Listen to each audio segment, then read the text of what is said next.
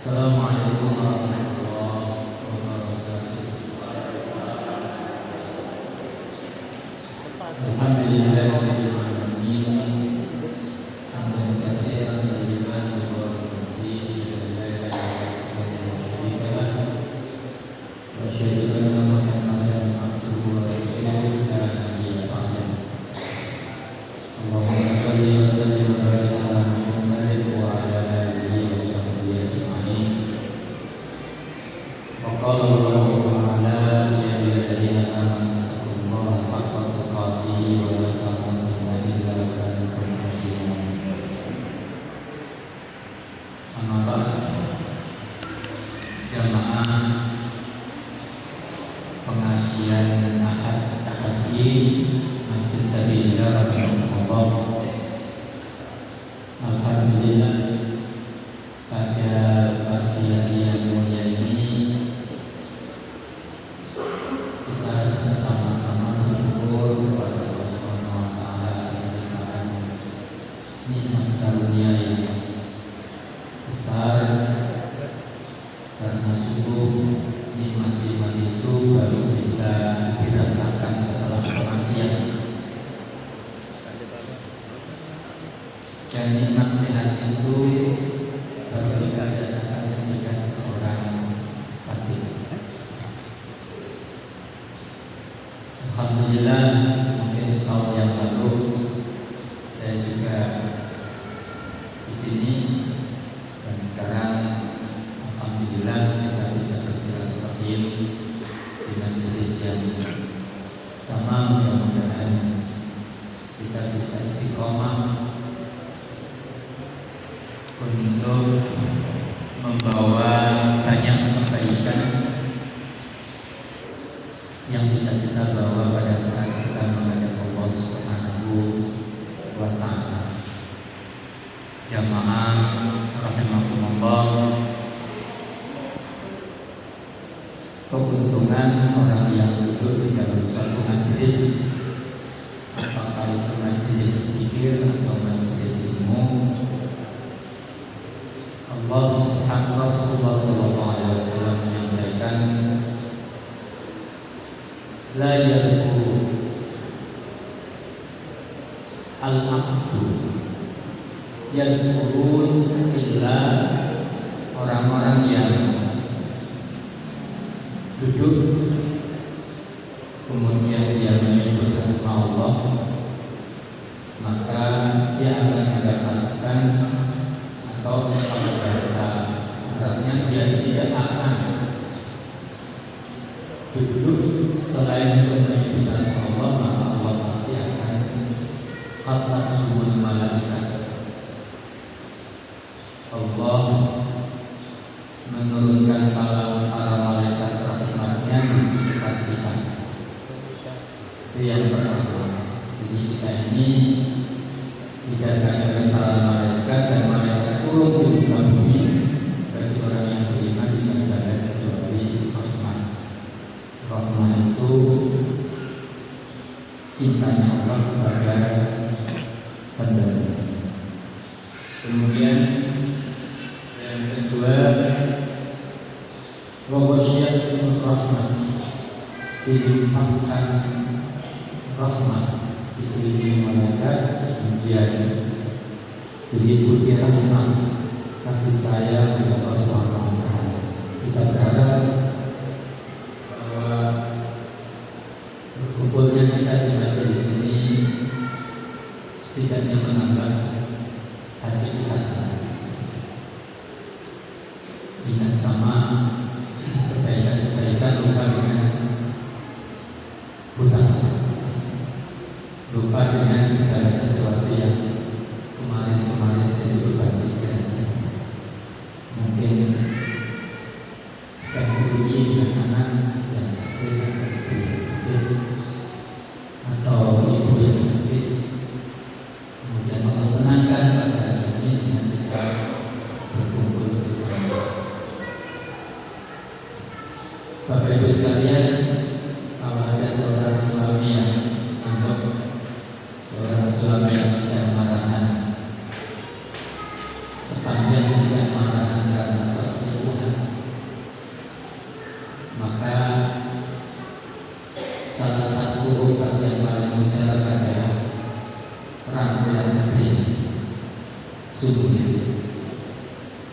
Gitu kalau saya wong lanang ini sudah bermuncul dulu. Kita lebih jauh biasanya pakai. Tapi kalau orang perempuan ketika marahan tidak cukup dirangkul, sulit. Tapi tetap dirangkul dengan pasal kuku emas, dengan kuku emas. Katanya begitu goyangan itu. Karena memang sifat materi pergaulannya itu kuat.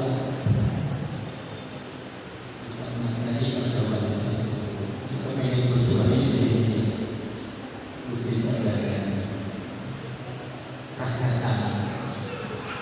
Ini sesuatu yang tidak berjuang. Karena salah satu permintaan Maryam kepada Allah Subhanahu wa Ta'ala memang nasihatnya memang salah satu hadiah yang Allah berikan atas permintaan nasihat memang setelah lama memelihara Nabi Musa, kemudian nasihat mendapatkan sisa dari Fir'aun di panas-panas di terik matahari selama beberapa hari sampai ajalnya tiba di situ. Dan sebelum meninggal nasihat memohon kepada Allah Subhanahu wa Ta'ala untuk dibangunkan istana yang megah, yang istana itu dekat di sisi Allah Subhanahu wa Ta'ala. Apa yang disebut istana yang megah? Istana itu kan berarti kaitannya dengan tempat tinggal. Tempat tinggal ini kosongan, komanya kosongan. Ya karena kedua di situ tidak jalan dan kita laki-laki meskipun kadang-kadang menjadi pikiran, tapi pasti wanita membutuhkan tempat tinggal. Makanya ada syarat bagi para pengantin baru itu setelah menjadi pengantin baru, kalau bisa sudah pisah dari orang tuanya meskipun kontrak. Tapi tidak harus begitu. Kadang-kadang malah ada yang SBT tidak apa-apa. Yang penting wanita itu di mana dia tinggal dia nyaman. Karena nyamannya seorang wanita pengaruhnya kepada kita apa-apa. Jemaah rahimahullah, di dalam sebuah ayat Allah Subhanahu wa Ta'ala menyebutkan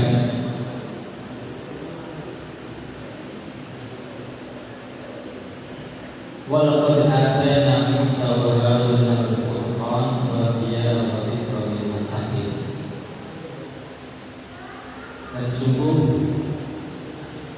telah aku datangkan Musa dan juga Harun wal Qur'an. Kemudian Al-Qur'an itu maknanya adalah Al-Kitab. Maka kitabnya Musa Taurat. Wa diya'a wa dzikra lil muttaqin. Dia yang menyebabkan menjadi terang bagi kaumnya untuk menerima apa yang dibawa oleh Nabi Musa dan Nabi Harun. Wa dzikra lil muttaqin. Dan Taurat itu menjadi dzikra. Alkitab itu bahasa lain adalah Al-Qur'an. Bahasa yang lain lagi adalah dzikra, peringatan. Datangnya Nabi itu menjadi peringatan bagi kaumnya. Datangnya Al-Quran kaumnya Nabi Muhammad SAW. Kemudian siapakah orang yang dimaksud Allah pada ayat ini? Alladzina yakhshawna rabbahum bil ghaib, yaitu orang yang mereka ini ketika diturunkan Alkitab, apakah itu dimaksud di waktu Nabi Musa dengan Tauratnya maupun di waktu Nabi Muhammad dengan Al-Quran, itu akan membawa manfaat bagi siapa? Alladzina yakhshawna rabbahum, bagi orang-orang yang memiliki rasa takut kepada Rabb mereka bil ghaib. Yang ditakuti itu tidak ada, maksudnya tidak ada itu tidak kelihatan, dia gaib. Kita takut pada sesuatu yang gaib, biasanya kita takut pada sesuatu yang nyata, yang ada di hadapan kita. Tapi kita takut pada sesuatu yang gaib. Yang paling kita takut yaitu Allah Subhanahu wa Ta'ala. Wahum, dan bagi mereka orang-orang yang memiliki rasa takut kepada Allah Subhanahu wa Ta'ala itu pakai wawu, dan dibarengi mereka itu dengan bisa musyrikun, kepada hari kiamat mereka takut sehingga mereka mempersiapkan ke situ. Kalau orang tak takut dengan hari kiamat berarti ya bebas, mau takut dia. Makanya Al-Quran itu mengatur orang-orang beriman, diatur dan mau diatur orang beriman. Kalau kafir berarti dia tak kafir, tidak mau diatur. Makanya ayat-ayat orang kafir itu bukan diatur sama Allah, yang diatur itu adalah manusianya. Kemudian orang beriman mengikuti, yang orang kafir menolak. Sehingga yang berkaitan dengan orang kafir itu Allah peringatkan akan dampak yang kamu, pengaruh yang kamu ambil dari sikapmu dengan ancaman neraka. Di ayat yang lain, alladzina yakhshawna rabbahum bil ghaib lahum maghfiratun wa ajrun karim. Sesungguhnya orang-orang yang takut, yang memiliki rasa takut kepada Allah Subhanahu wa Ta'ala, yang gaib, lahum maghfiratun, bagi mereka ampunan, wa ajrun karim, dan pahala yang besar. Jemaah rahimahumullah, ada ayat yang ini berkaitan dengan pilihan saat memilih pasangan, yang Allah Subhanahu wa Ta'ala mengancam orang Muslim yang memilih orang musyrik sebagai pasangannya. Di mana di dalam surat Al-Baqarah 221 itu, orang musyrik itu alladzina yad'una ilan nar. Jelas orang musyrik itu berarti orang yang kehidupannya memang dia mengajak ke neraka. Sehingga tidak boleh seorang wanita menikahi laki-laki musyrik, karena mereka mengajak ke neraka. Tapi wallahu a'lam, saya itu membaca kisah nyata orang kasiran.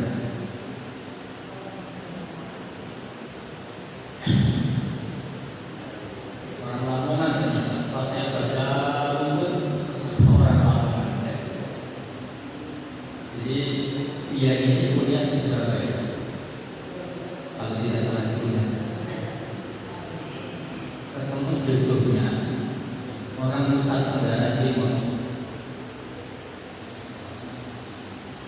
yang seorang Nasrani.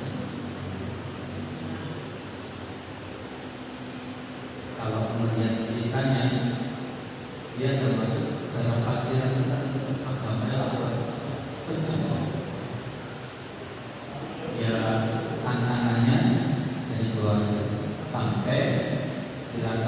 keluar dari sana, dari rumah, memilih ibu bapak atau memilih dia. Dan wanita ini memilih dia. Tapi dia tetap muslim, menikah karena hubungannya gimana? Itu pernikahan. Tapi kalau mereka menikah dan punya anak,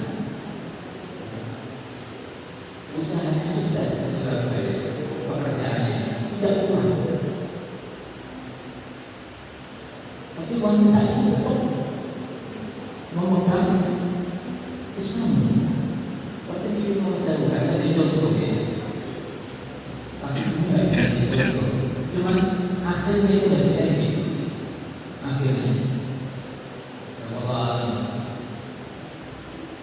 Yang pasti tidak bisa dicontoh, tapi ini. Kemudian mengalami kebahagiaan. Singkat cerita, wanita ini kemudian diajak ke keluarga laki-laki yang notabene keluarga non-muslim. Kemudian wanita ini tidak mau tinggal bersama keluarga besar, harus ngontrak, harus punya rumah sendiri. Artinya wanita ini masih tetap dengan keislamannya. Bisa jadi dia tidak meninggalkan salatnya. Ini mungkin kasus kalau seandainya nanti keluarga kita tidak. Wanita ini masih tetap dengan keislamannya. Dan beberapa kali dia mengingatkan suaminya untuk mau bersama dengan agamanya. Tapi suaminya tetap dengan Kristen. Tapi dia tidak berhenti berdoa. Kemudian singkat cerita, ekonominya tidak semakin baik di laki-laki. Akhirnya sering mengalami pikiran sering kacau dan sering pulang malam.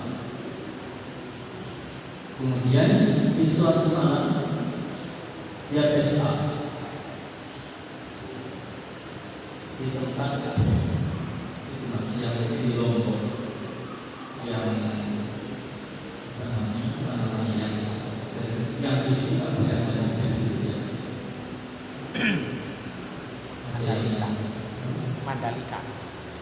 Mandalika, Gili Trawangan. Gili Trawangan. Pesta di sana dengan teman-teman. Kemudian di tengah pesta itu semakut, dan di dalam semakutnya itu dia bermimpi sesuatu dalam pikirannya. Kemudian setelah dia terbangun, dia tersadar mimpi itu seandainya dia tetap seperti itu. Terus di malam itu dia mencoba untuk segera pulang dengan sadarnya ke rumah sini. Mungkin tidak ada Lombok berartinya pulang ke rumah di tengah malam sebelum subuh.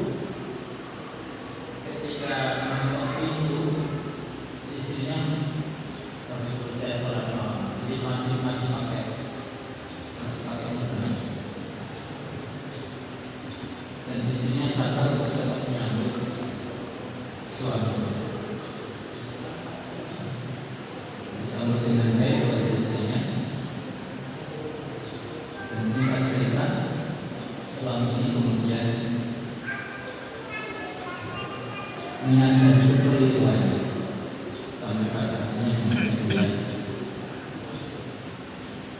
diajak ke keluarga sini, tapi keluarga sini masih menolak kecuali masuk Islam. Dan disitulah kemudian si laki-laki ini masuk Islam. Cuman alam bisawab. Di akhir cerita itu hidup tinggal di sini, tapi walau apakah kemudian masih lama di sini atau kembali keluar dari kajian, tapi sudah diterima oleh keluarga kajian dan anak-anak ini menjadi muslim. Jamaah Allah, di dalam surat Taha ayat 114 yang bahwa mushaf bisa dibuka di surat Taha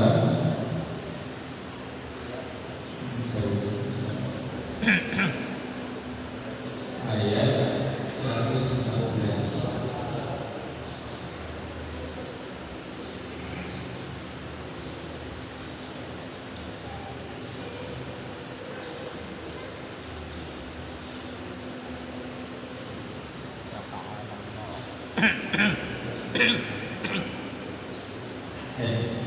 Surat Al-Qur'an surat Hud surat 11 ya. Surat 11 ayat 114.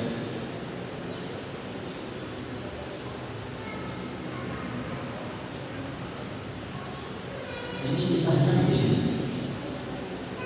Suatu ketika ada seorang laki-laki datang kepada Nabi, kemudian menyampaikan kepada Nabi, ya Rasulullah, aku telah berbuat dosa. Nah, nanti itu kalau gawe begini tidak suka,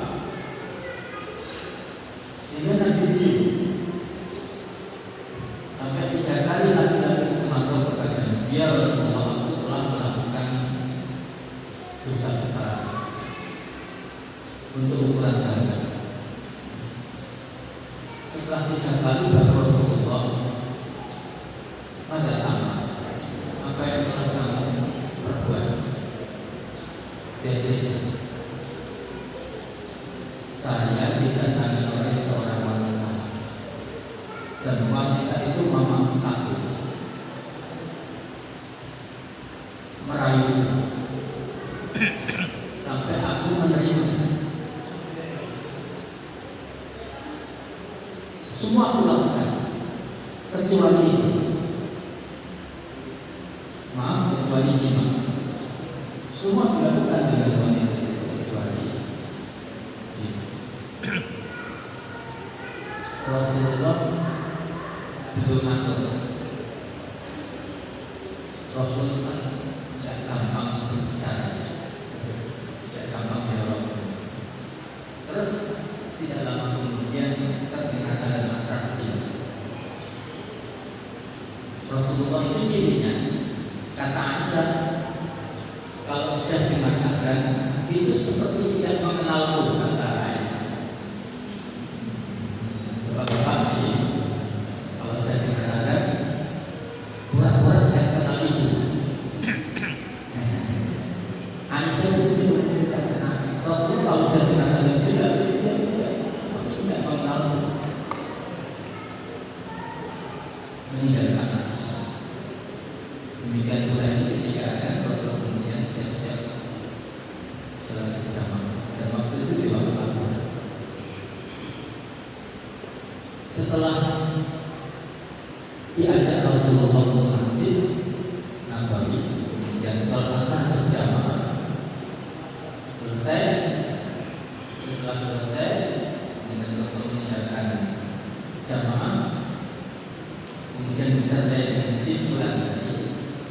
Kemudian ta'ala ya bilang sini tadi telah turun ayat ini untuk kita wafat ibu akhir salat wa fayyina ya wa fayyina inna hasanat yudhibun sayyi'at dari dzikral hakim. Ayat ini adalah ayat yang menerangkan bahwa dosamu telah diampuni sama Allah Subhanahu wa Ta'ala. Dosa tadi setelah dia sholat berjamaah di masjid bersama Rasulullah.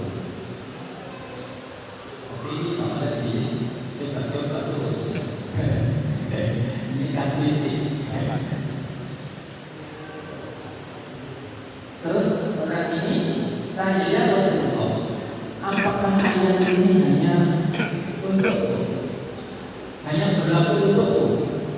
Aku tak bisa dilakukan, sedangkan yang lain kalau melakukan itu tidak.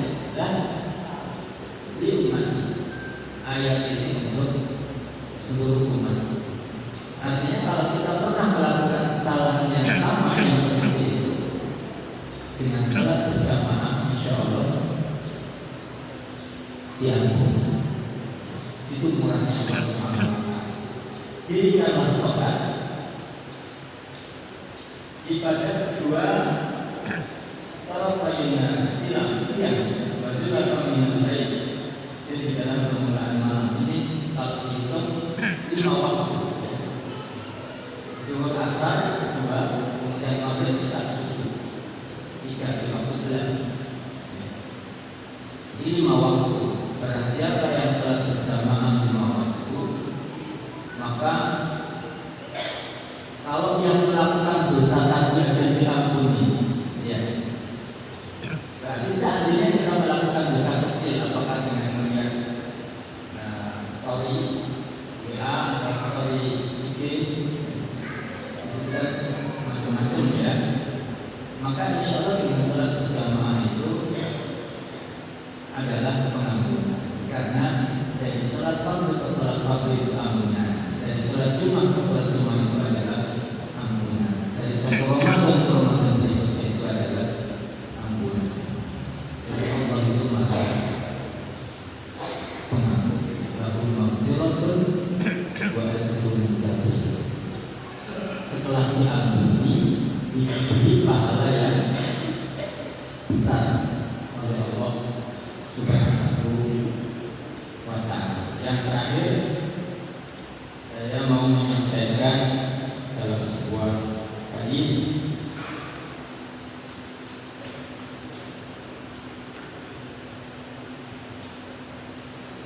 Rasulullah SAW bersabda, "Arba'un idza kunna fika fala 'alaika mimma fataka min ad-dunya." Barang siapa yang memelihara, menjaga 4 hal ini, maka dia akan terlepas dari segala kerugian. Orang kalau tidak rugi berarti dia untung, ya. Dia beruntung kalau bisa menjaga 4 hal ini. Yang pertama adalah hifdzul amanah, menjaga amanah.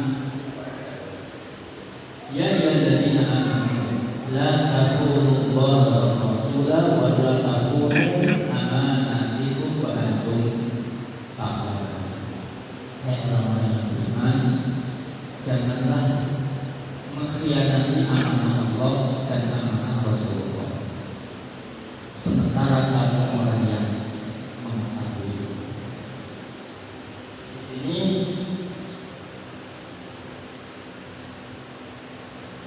tafsirnya ya. Pertama, jangan kalian mengkhianati Allah dan Rasulullah dengan meninggalkan kewajiban. Yang wajib jangan ditinggalkan. Demikian pula yang berupa perintah, yang itu menjadi takaluf, menjadi taklif, menjadi beban kamu kewajibannya. Yang kalau dilaksanakan tapi beban abot, maka di akhiratnya juga abot. Pahalanya itu abot. Kalau tidak wajib yang berupa sunnah, maka kedudukannya yang wajib didahulukan. Seperti saat ini misalnya, mohon maaf, kok pas jam 6 itu ada keperluan urusan pekerjaan yang tidak bisa ditinggalkan. Pas jam 6 ada undangan di masjid ini, mana yang didahulukan? Pekerjaan. Karena ini sunnah, pekerjaan itu bersifat wajib. Tapi ketika tidak ada, kita butuh yang sunnah. Yang ketika kita uzur, kita butuh yang sunnah. Karena Allah itu wa'alamu annallaha ma'al muttaqin. Allah itu bersama dengan orang-orang, ketahuilah bahwa Allah itu bersama dengan orang-orang yang bertakwa. Kita juga ada ayat wasbiru innallaha ma'as sabirin, dan bersabarlah karena sesungguhnya Allah itu bersama dengan orang-orang yang sabar. Wa ahsinu innallaha yuhibbul muhsinin, dan berbuat baiklah karena Allah itu suka dengan orang-orang yang berbuat baik.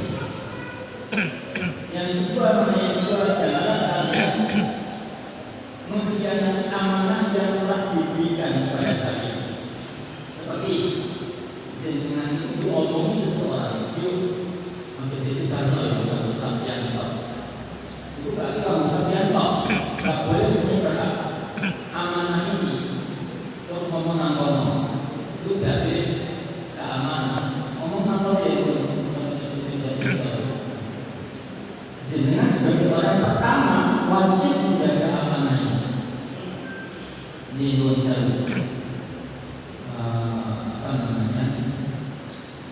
menyebut iman dan menurut beberapa hadis ini. Dulu ketika saya masih mahasiswa atau tidak salah, diamanahi oleh seorang akhwat, seorang wanita yang berkaitan dengan kakaknya, supaya tidak diceritakan. Kakaknya juga sama saya, berkaitan dengan si akhwat ini. Itu saya jaga betul amanah dari dia. Padahal mudah bagi saya itu untuk menyampaikan kepada kakaknya karena berkaitan dengan seperti itu. Apalagi kalau saya sampaikan harapannya si akhwat ini bisa kembali benar. Saya tahu si akhwat ini, dan saya tahu Mas yang kenal baik. Saya mingguan juga ketemu dalam forum ngaji. Nah, rupanya sekian tahun kemudian si akhwat si wanita ini kemudian lebih baik, dan dia berterima kasih kepada saya karena waktu itu tidak menyampaikan kepada Mas. Hadis ini artinya amanah itu kalau benar-benar dirahasiakan, maka kita insya Allah di sisi Allah Subhanahu Wa Taala termasuk orang yang tidak khianat dan dibalas kebaikan oleh Allah Subhanahu Wa Taala. Kalau berjanji, dia tidak khianat dengan janji. Kemudian kalau dititip orang barang, kita harus menjaganya. Bahkan untuk memakainya sekalipun kita harus izin. Kalau dia tidak ada kalimat mengizinkan di awal, itu namanya orang kalau seperti itu. Kita tahu Rasulullah disebut al-amin itu karena Rasulullah itu tidak ada khianat. Jadi orang-orang Quraisy ketika itu senang kalau ini barang Nabi aman. Makanya Rasul itu disebut dengan al-amin. Kemudian yang kedua adalah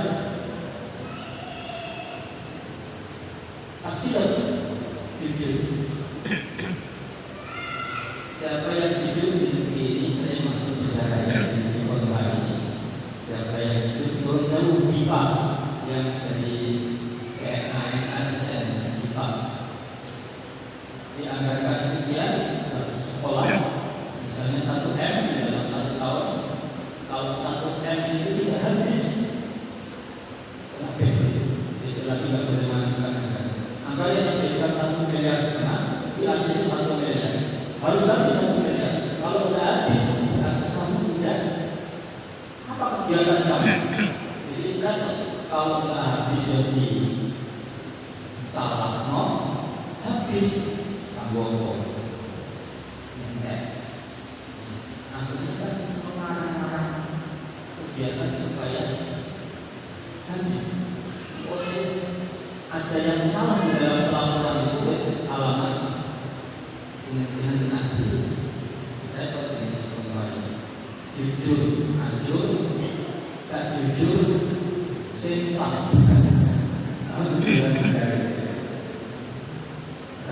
menjadi pejabat, makanya kita juga kepada orang yang menjadi pejabat mudah-mudahan Allah tidak mematikan atas menjadi pejabat. Ya, mati setelah pensiun pokoknya. Ada waktu untuk kembali kepada Allah Subhanahu wa Ta'ala. Yang ketiga,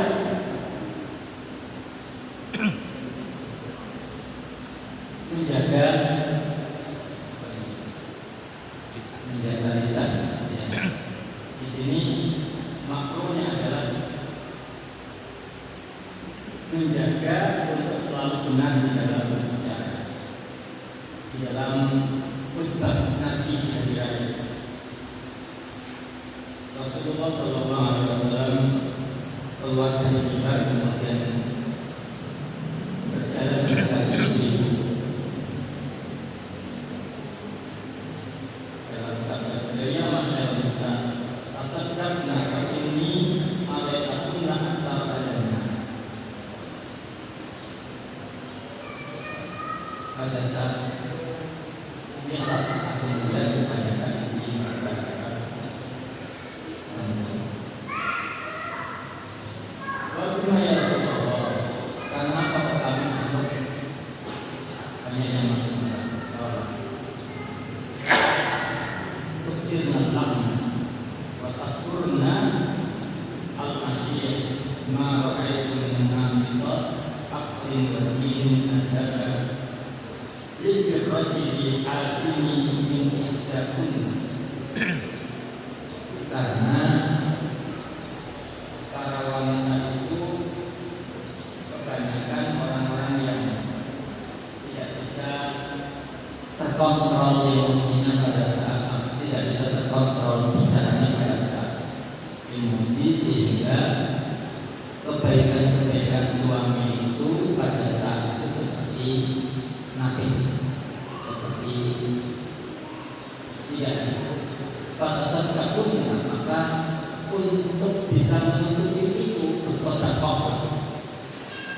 Jadi wanita itu tidak dilakukan sekali untuk bersedekah supaya terhindar dari supaya tidak masuk barang-barang di sana tadi yang membedakan kita ahli jannah insya Allah dengan mereka yang ahli neraka. Karena para wanita tidak bisa menjaga kaulnya. Diusahakan untuk ini hadis Bukhari Muslim. Diusahakan untuk dibagi sedekah. Soalan ibu utama berinfaklah meskipun dengan separuh biji kurma yang ditabungi. Karena dengan itu bertakuna takutkan neraka dengan sedekah meskipun dengan separuh biji kurma. Yang terakhir, Nabi Sallallahu Alaihi Wasallam, dan aku melihat, aku belum pernah sama sekali melihat pemandangan seperti hari ini, dan kemudian ternyata mayoritas umumnya adalah wanita yang kita sebutkan tidak. Kemudian yang terakhir, tidak tamak atau serakah. Banyak orang gagal di sini.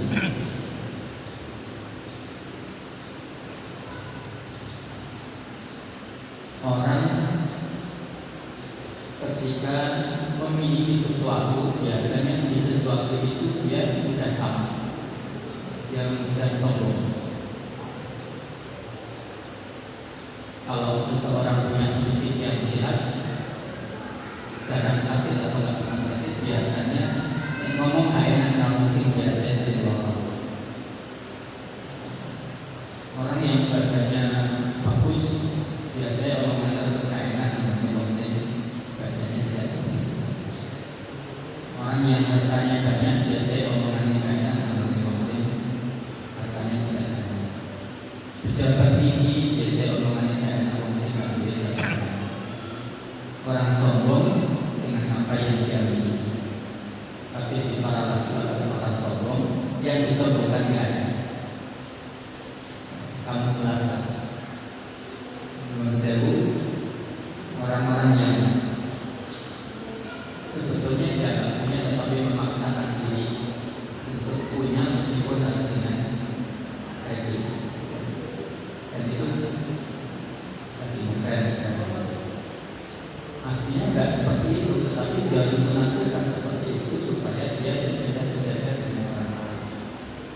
ujung-ujungnya latihan. Dan jangan sampai masuk ke dalam kajian-kajian pinjol atau kredit jalan. Karena itu seringkali membuat orang terjatuh. Kemudian jamaah Allah mohon maaf, jadi bisa kami sampaikan. Kita memohon kepada Allah Subhanahu Wa Taala mudah-mudahan perlukan dengan sami kita memberikan rezeki yang baik,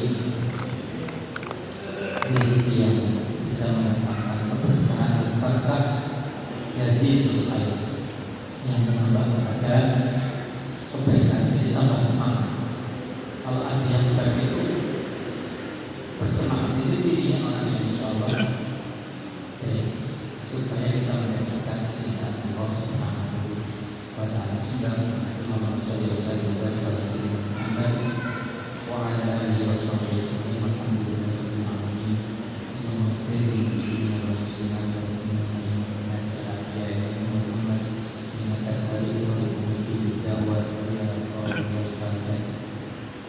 Allahumma inna nas'aluka salamatan fid din wa afiyatan fid jasad wa hidayatan fil 'ain wa barakatan fil rizq wa barakatan fil maut wa rahmatan fil maut wa barakatan fil maut wa hawwin 'alaina bi sakaratil maut wa najatan min nar. Allahumma inna nas'aluka al-huda wa al-tuqa wa al-ilm. Rabbana lana azwajana wa dhurriyyatina qurrata a'yun waj'alna lil muttaqina imama. Rabbana atina fid dunya hasanatan wa fil akhirati hasanatan wa qina adzaban nar. Sallallahu alaihi Muhammad sallallahu alaihi wasallam wa kullu da'wana alhamdulillahi rabbil alamin. Subhanallah wa bihamdihi. Assalamualaikum warahmatullahi wabarakatuh.